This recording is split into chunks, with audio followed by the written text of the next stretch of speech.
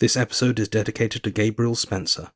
Thank you to the Magnus Institute for bringing me on an adventure through some of my biggest fears, with Jonathan and friends at my side.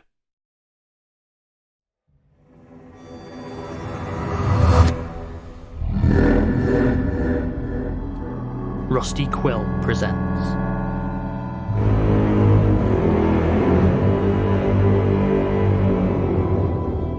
The Magnus Protocol.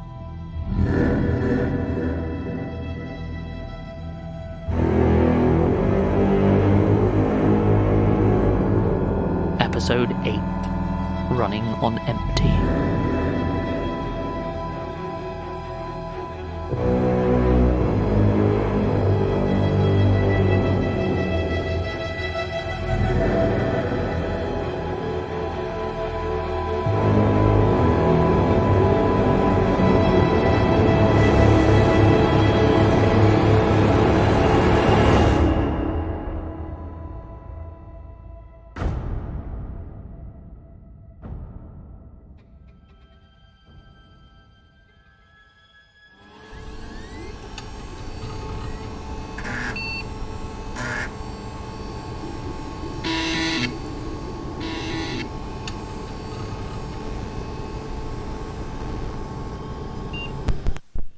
Coursework Assessment Report 13718B.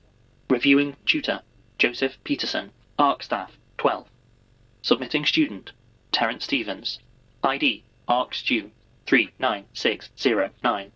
Result Failed. Late Submission 28%. Assessment Structure and Organization 50%. Knowledge 40%. Understanding 30%. Analysis 10%. Source material usage 10%. Extenuating circumstances, serious medical condition, trauma, miscellaneous. Tutor comments. See me. Attachment. Title: Fortin's Brutal Liminality, a case study of architecturally induced psychological stressors as a result of prolonged exposure to liminal spaces in the brutalist mode, as exhibited by Fortin Service Station. Introduction. This paper will present a comprehensive analysis of Fortin services as a key site of study for the intersection between brutalism and liminal space design, with a secondary focus on the psychological stresses such sites can cause. First, I will combine theoretical frameworks for brutalism and liminality. I will then examine service stations as psychologically stressful liminal spaces before moving on to an architectural analysis of Fortin services and its history as a brutalist site. This will culminate in a case study into the effects of extended exposure to liminal spaces with brutalist architecture via my employment at Fortin Services. To start with, let us establish a theoretical underpinning for this paper by linking the architectural style of brutalism to the anthropological theory of liminality. I will do this by providing compatible interpretations of both and suggesting the new concept of brutal liminality. Brutalism, originating from the French béton brut, raw concrete, is an architectural movement that focuses on utilitarian purpose. This often results in exposed raw materials, stark forms, repetitive geometric shapes, and monolithic structures. This can often lead end users to feel overwhelmed or oppressed. Zumthor, p. 2006. Liminal spaces, derived from the Latin limen, meaning threshold, are transitional spaces, normally inhabited for short periods. They have been known to have marked effects upon the psychology of those exposed to them, and long-term exposure has been found to elicit anxiety responses. Orge, M. 1995, Bachelard, G. 1994, and Feelings of the Uncanny, Trigg, D. 2012.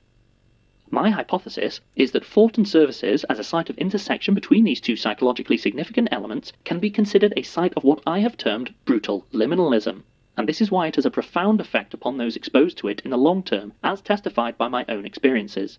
Specifically, it creates an effect of absence, despite presence, an architectural hunger of a sort. Service stations such as Fortin were originally conceived of as a location in and of themselves rather than merely a pause in a journey. However, with the widespread adoption of personal automobiles and the subsequent overdevelopment of UK road infrastructure, these spaces transitioned into liminal spaces. This increase in travellers far beyond older design parameters has led to an ephemeral flux of people transitioning through service stations at all hours, leaving only trash in their wake. Not only this, there are perceived time distortions associated with such spaces, exacerbated by the deliberate absence of clocks to encourage longer stays, and 24-hour opening times with rolling, opening, closing, cleaning, and restocking routines. I propose that because these spaces are devoid of persistent humanity and consistent time perception, they have thus become dislocated from humanity's shared mindscape, and there are unique health risks to people who are overexposed to this phenomenon. In essence, I believe the architectural hunger of a space that resents its own transitional nature can be dangerous, and I have a unique personal insight into this phenomenon. I originally took my role as a night janitor at Fortin following a protracted divorce which cost me the majority of my friendships. The ensuing stress episode led me to quit my job as a Deputy Fiduciary Services Administrator. I thus applied and successfully interviewed for a low-stress janitor role despite my overqualifications. At the same time, I successfully applied for the architecture programme at Lancashire University as a mature 51-year-old student. I soon came to realise that Fortin Services is an ideal example of brutal liminalism, given its status as both a popular motorway service station and a landmark of brutalist architecture, and I believe this is primarily thanks to the 20-metre Pennine Tower, which was listed in 2012 despite being closed to the public. The site is 17.7 acres, featuring an eastern picnic site and facilities on both sides of the M6 motorway, with seating for 700 people, 101 toilets, and 403 parking spaces. The top of the tower once held a fine dining restaurant with a roof-level sun terrace, both of which featured unmatched panoramic views of the surrounding rural countryside on all sides. Unfortunately, the effects of brutal liminality soon took effect, with a 1978 government review describing the site as a soulless fairground, and the restaurant became a trucking lounge before being closed to the public in 1989. No one has eaten there in decades. There were later failed attempts to repurpose the space, but in 2017 the two pentagonal lifts in the centre of the tower shaft were replaced, leaving the higher floors derelict and inaccessible. The tower still stands overlooking the surrounding countryside, the only access via the brutally liminal Fortin services below, but the entrance is sealed, and this is perhaps for the best. Despite being unable to enter the tower itself, I myself still came to find that over the months of my work there I was undergoing a psychological shift. It was initially subtle enough that I failed to notice it, and when I did, I assumed there was a rational explanation. Put simply, there were less and less people every night.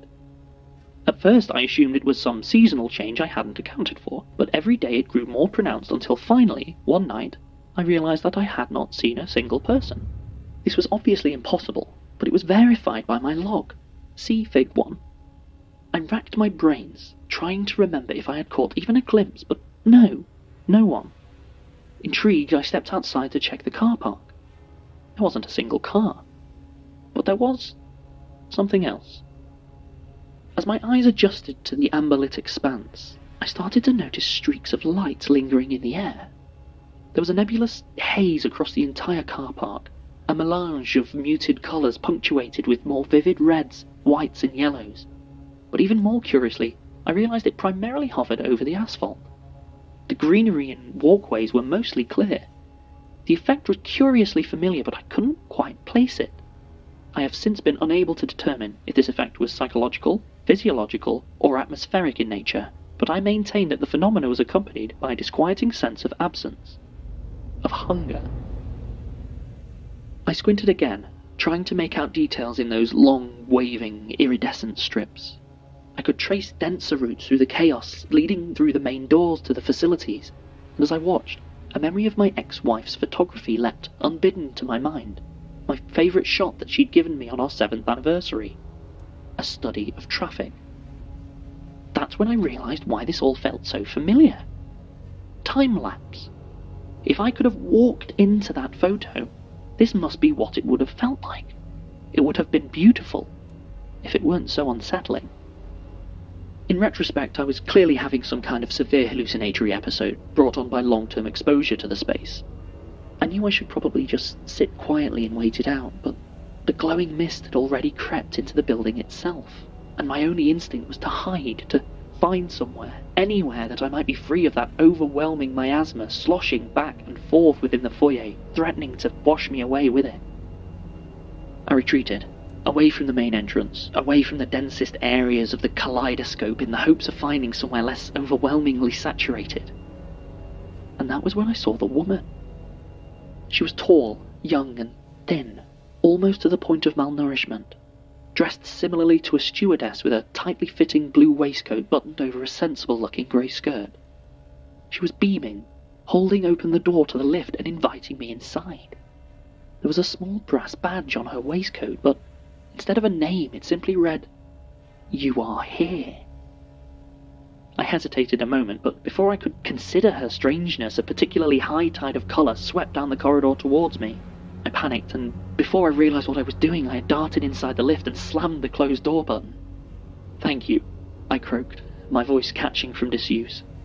She didn't seem to notice, and instead continued to smile warmly at me as she reached across and pushed the button for the penultimate floor marked Restaurant, a button I knew was disabled.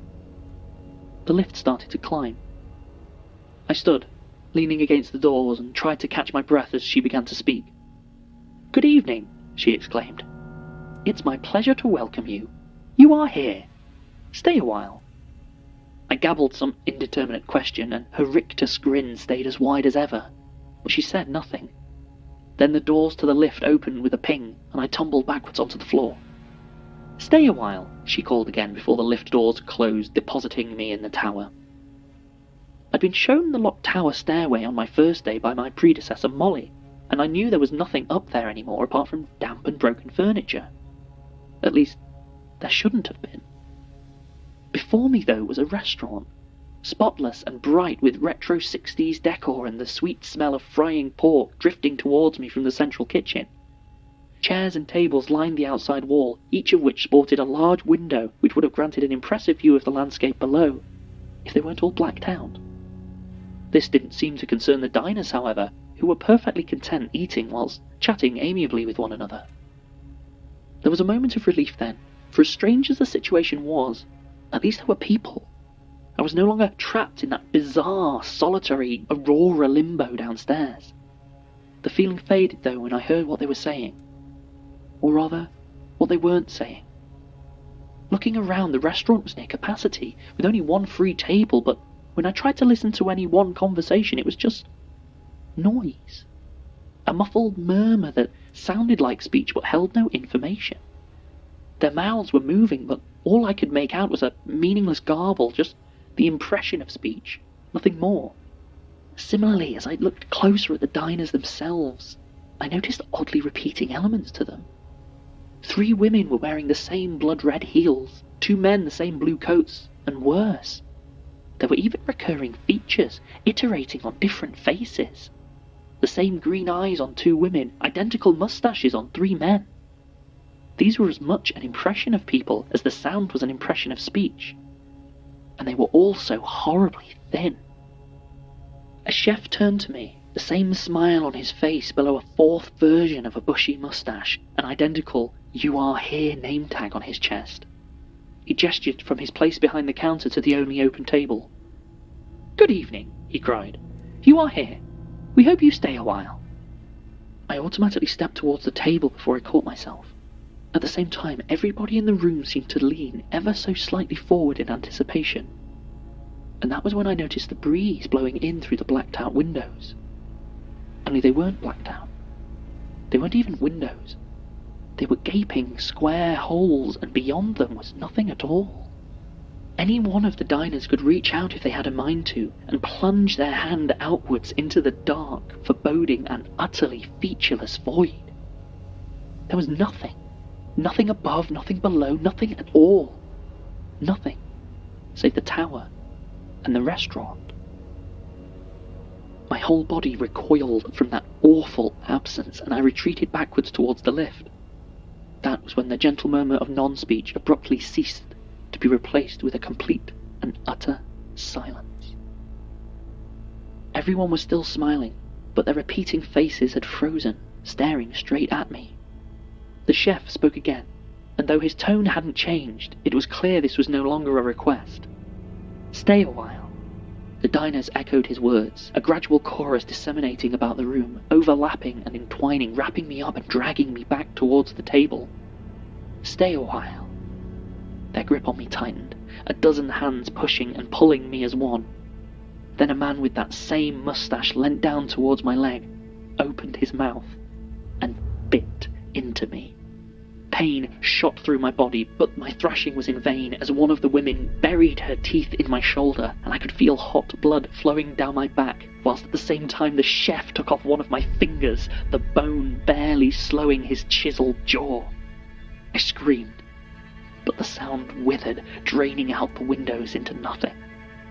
With a sudden surge of adrenaline, I shoved and kicked and fought my way free of the emaciated crowd, their thin and brittle bodies offering little resistance despite their number. But I had nowhere to go. The lift had disappeared as if it had never been, and beyond the windows there was, of course, nothing. You are here, I thought bitterly. And so, when faced with the prospect of being eaten alive, or leaping out of one of those windows into pure oblivion, it was no choice at all. I jumped. The paramedics listed my missing finger and other injuries as having been received when I fell from the tower, and barring further evidence to the contrary, which I shall not be returning to Fordham to collect, I am forced to accept their diagnosis of falling damage and associated trauma as a result of a stress-induced psychotic episode. In conclusion, there is no question that my time working at Fortin Services has affected me profoundly. This experience is proof of the intense mental pressure that such brutal liminalism can have upon a person who is overexposed to such hungry architecture. I can only apologise for my unintentional extended absence. I hope this may provide some context, though I am painfully aware that no missing person report was filed with the police, since apparently none of my colleagues, tutors, or fellow students noticed my absence. Nonetheless, I hope that this can still be considered an extenuating circumstance, and that my findings do merit further study, though I would request that any further work be passed to another student.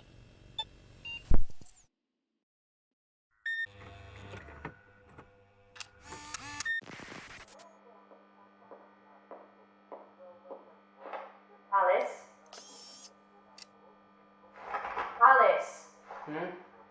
You did it again. Don't me. We agreed that when you empty the kettle, you fill it back up after. It's not empty. There's not even a third of a cup in there. So it's not empty then, is it? It's bad enough that you deliberately try to find talkers and leave them running just to mess with me. Allegedly. But the least you could do is keep the kettle filled. You sound stressed. Problems up the corporate ladder? Already feeling the strain of Deputy President of Executive Synergy? External liaison. And of course, we both know what that means, right? I assume I'm going to be managing a bunch of contractors. Contractors for what? I'll be receiving a more comprehensive overview shortly. Gosh, how exciting. I do hope you decide to tell us lowly grunts when Lena finally figures out what your job is. Assuming any of us are still here by then. What's that supposed to mean? Just been a lot of changes around here recently. I don't love it. Teddy, Sam, Celia. And did you hear Lena put Colin on mental health leave? What? Oh yeah, it was the whole thing. He flipped out and smashed up Sam's phone. I always said he was unbalanced. You say a lot of things, mostly crap. I don't know. Feels like something's going on here. What's going on is a massive backlog that you aren't helping with. Speaking of, where's Sam and Celia? They finished their caseloads early, so they headed off together. They can't just leave like that without even signing out. Maybe they were too busy getting hot and heavy to Norris's sexy drone and didn't notice. Don't be gross. You got it, boss.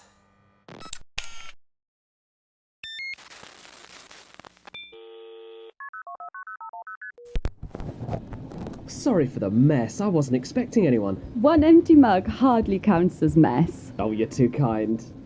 There's some fresh sourdough rolls if you want a bite. No, thank you. You sure? Homemade lemon curd to go with it. We're fine, honestly.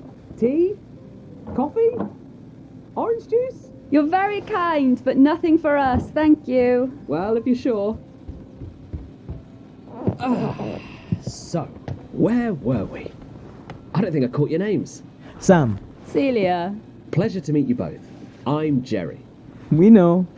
Right, of course you do. You asked for me. Duh. So, what can I do you for? Right, well... Is this place all yours? With London rent? Hardly. Don't get me wrong, landlord's lovely and all, but no, I still share it with Gigi. Gigi? That would be me. Visitors, Gigi! Yes, I can see that, Gerry.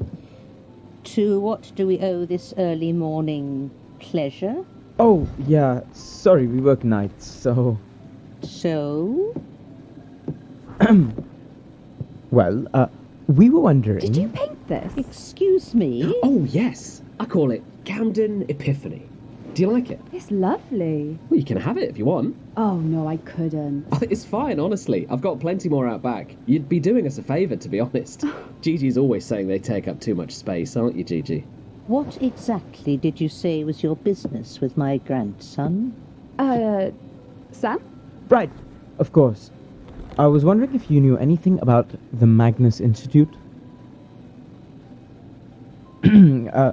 I was on one of their gifted kids programs, and I got a hold of a list of a few of the other kids and thought it might be nice if we could get in contact, swap stories and things. I see. Well, I'm sorry, but I don't think Gerry can help you. Yeah, I barely remember any of it. Oh, so you were a candidate? Oh, yeah, but I was pretty young. I remember filling in a bunch of forms and questionnaires, and then some old men asking me questions about what books I like to read, who did I look up to, that kind of thing. And then I left. That's all? Yeah, afraid so. Other than just sitting around with a bunch of other kids in a room that smelled like old books. Well, if that's all, we really have to get on with our day. Of course. We'll just be going then.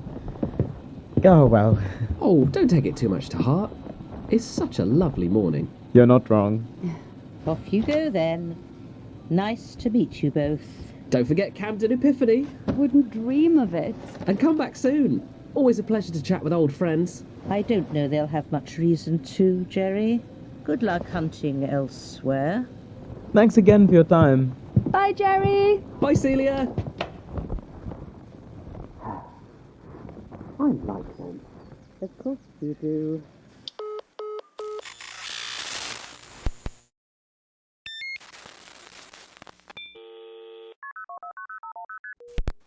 Well, that was Nice. a dead end. Yeah. Free painting, though. How do you intend to get that on the tube? I'll figure it out. Thanks for coming with me, Celia. I know we've only been working together a few weeks. Hey, it was my idea, remember? I know Alice just wants me to drop this whole Magnus thing, but, well, I had to try. Not that it matters. Dead ends all the way down. Well, maybe you can help me with my mystery? And what mystery is that? I'm trying to look into weird physics stuff. Oh. Time travel, other dimensions, teleportation, all that good stuff. Freddie doesn't really do searches, so you could keep an eye out and let me know if any come up in your cases. Sounds a bit sci-fi compared to our usuals. What's this for? You're not doing research for that podcast you're on, are you? You know about that? I might have given you a quick Google. Then, yeah. I'm doing a favour for Georgie. Fair enough. So, do we have a deal? Help with each other's mysteries? Yeah, all right. Deal. Great. Oh, also, as part of the deal, you have to carry this painting on the tube. Now, hang on.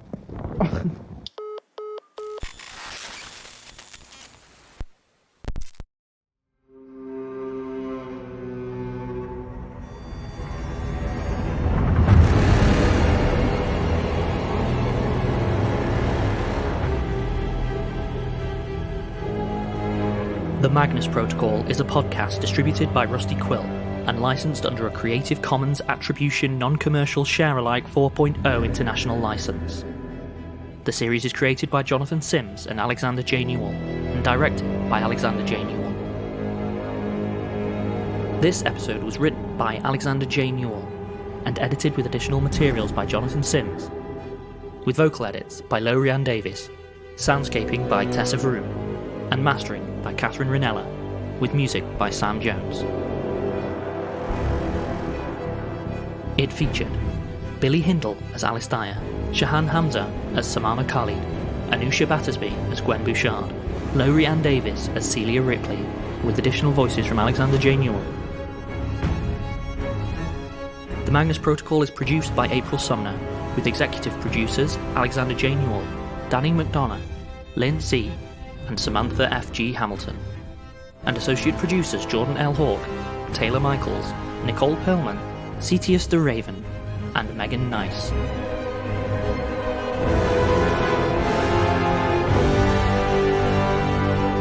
To subscribe, view associated materials, or join our Patreon, visit rustyquill.com. Rate and review us online, tweet us at The Rusty Quill, visit us on Facebook, or email us via mail@rustyquill.com. Thanks for listening.